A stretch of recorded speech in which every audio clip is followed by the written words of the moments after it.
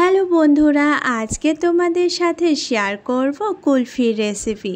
Fruit আর তার সাথে custard powder milk দিয়ে তৈরি এই কুলফির রেসিপি এই গরমে খেতে দারুণ লাগবে।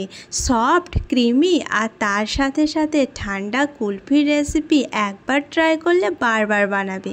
এখানে আমি নিয়ে নিয়েছি 500 গ্রাম দুধ। এখানে 500 গ্রাম দুধে 8 থেকে 10টা কুলফি বানাতে পারবে।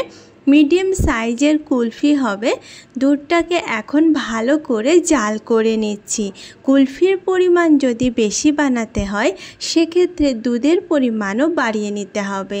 এখন দুধটা খুব ভালোভাবে জাল করে নিয়ে হালকা একটু গাঢ় করে নিচ্ছি। সেক্ষেত্রে কুলফির টেস্ট অনেক বেশি ভালো হবে। প্রথমে দুধটাকে ভালোভাবে জাল করে হালকা একটু গাঢ় করে নিয়েছি।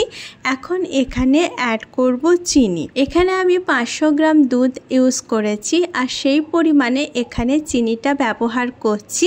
এখানে আমি 3 চামচ মতো চিনি অ্যাড করছি, তবে নিজের পছন্দ মতো মিষ্টি অনুযায়ী চিনি কম এবং বেশি করা যাবে। এখানে আমি চিনি দিয়েছি 3 চামচ। এর সাথে সাথে এখানে অ্যাড করছি গুঁড়ো দুধ আর এটাও অ্যাড করেছি 3 চামচ। গুঁড়ো দুধটা দিলে এর টেস্ট অনেক বেশি ভালো হবে আর তার সাথে সাথে একটা ক্রিমি ভাবও আসবে। গুঁড়ো দুধটা যখন দুধে অ্যাড করবে তখন অবশ্যই ফ্লেমটাকে লো রেখে অ্যাড করবে, না হলে দুধের মধ্যে লাম্পস চলে আসতে পারে। আর এখানে অ্যাড করছি কাস্টার্ড পাউডার।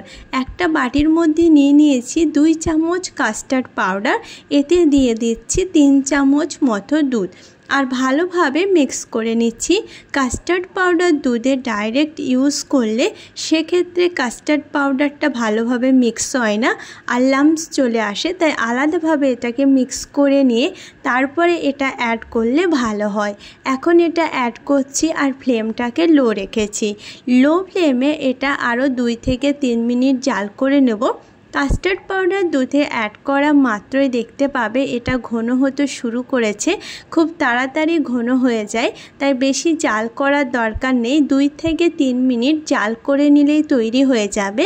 আর যখন এটা পুরোপুরি ঠান্ডা হয়ে যায় তখন আরও বেশি ঘন হয়ে যায়। তো এখন এটা রেডি হয়ে গেছে, এটা ঠান্ডা হতে রেখে দিচ্ছি। এখানে আমি কিছু ফ্রুটস নিয়ে নিয়েছি। নিজের পছন্দ মতো তো এখনও ফ্রুটস এখানে ব্যবহার করা যাবে। কাস্টার্ড পাউডার আর দুধের মিশ্রণটা ঠান্ডা হয়ে এসছে আর ঠান্ডা হওয়ার পরে এটা অনেকটাই ঘন হয়ে গেছে, অনেক বেশি ক্রিমি হয়েছে দেখে বুঝতে পারছো, আর খেতে কিন্তু দারুণ লাগবে। এখন এর মধ্যে অ্যাড করব ফ্রুটস।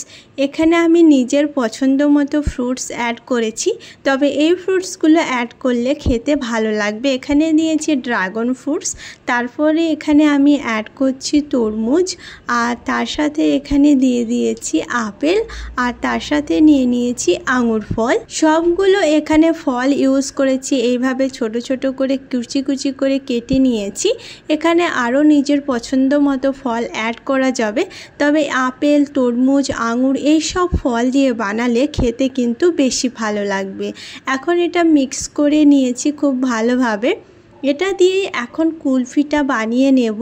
এখানে আমি চায়ের কাপ নিয়ে নিয়েছি। চায়ের যে কাগজের কাপগুলো হয় সেই কাপগুলো এখানে আমি ব্যবহার করেছি আর এতে কুলফির শেপটা খুব সুন্দর আসে। তবে কুলফির যদি মোল্ড থাকে সেই মোল্ডেও শেপ দেওয়া যাবে, বা যে কোনো ছোট গ্লাস বা কাপেও এই কুলফি সেট করা যাবে। এখন এটাকে সিল করে দিচ্ছি। এখানে অ্যালুমিনিয়ামের ফয়েল বা কোনো কিছু দিয়ে এইভাবে সিল করে দিলে হবে। তারপরে এখান থেকে নাইফ দিয়ে কাট করে এখানে আমি স্টিক দিয়ে দিচ্ছি। স্টিক হয়তো সবার কাছে অ্যাভেলেবেল থাকে না, সেক্ষেত্রে স্টিক না দিলেও এটা এনজয় করা যাবে। সেক্ষেত্রে চামচ বা নাইফ দিয়ে কেটে খেতে হবে, দারুণ লাগবে। এখন এটা আমি ফ্রিজ থেকে বার করে নিয়েছি। 8 থেকে 6 ঘন্টা ফ্রিজে রেখে দিলে এটা পুরোপুরি সেট হয়ে যায়। আমি এটা ওভারনাইট ফ্রিজে রেখে দিয়েছি আর পরের দিন এই কুলফিটা এখন এনজয় করছি। এটা খেতে কিন্তু একেবারে ফ্রেশ আর অসাধারণ, সফট, ক্রিমি আর তার সাথে ফ্রুটের একটা ফ্লেভার। খেতে দারুণ লাগবে। একবার বানাবে, আশা করছি সবাই খুব পছন্দ করবে। আজকের রেসিপি যদি ভালো লেগে থাকে লাইক করো। এরকম মজার রেসিপি দেখার জন্য আমার চ্যানেলকে সাবস্ক্রাইব করো।